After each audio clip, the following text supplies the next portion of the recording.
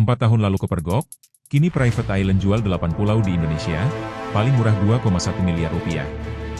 Situs Private Island online terpantau masih aktif menawarkan pulau-pulau di dunia untuk dijual atau disewakan, termasuk beberapa dari Indonesia. Berdasarkan pantauan Kompas.com pada Selasa, 17 Juni 2025, apabila diketik pulau yang dijual di Indonesia pada kolom pencarian, maka akan muncul 5 pulau. Harga dari 4 pulau diantaranya tidak disebutkan, hanya dituliskan sesuai permintaan. Hanya Pulau Seliu yang ditawarkan dengan harga sekitar 2,173 miliar rupiah. Berikut adalah daftar 5 pulau di Indonesia yang dijual di situs Private Island online. Pasangan pulau di Anambas, Kepulauan Anambas, Riau Properti Pulau Sumba, Indonesia Properti Pantai Selancar, Pulau Sumba, Indonesia.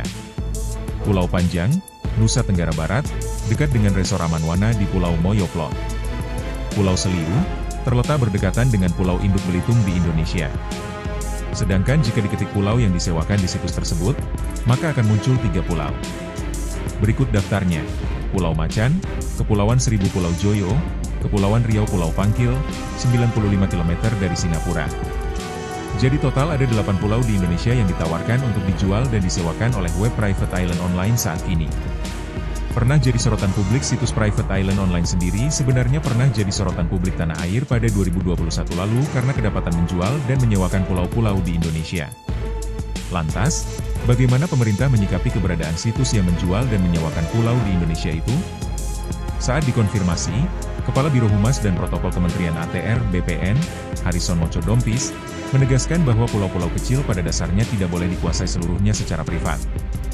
Harrison merujuk pada pasal 9 ayat 2, Peraturan Menteri ATR Kepala BPN Nomor 17 Tahun 2016 tentang penataan pertanahan di wilayah pesisir dan pulau-pulau kecil.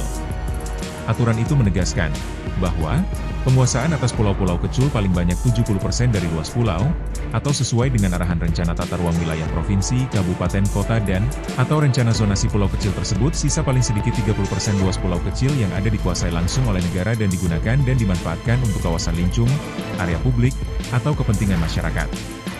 Terkait dugaan penjualan pulau, Harrison menegaskan bahwa Kementerian ATR BPN memiliki kewenangan terbatas, yaitu hanya pada aspek administrasi pertanahan sesuai regulasi yang berlaku.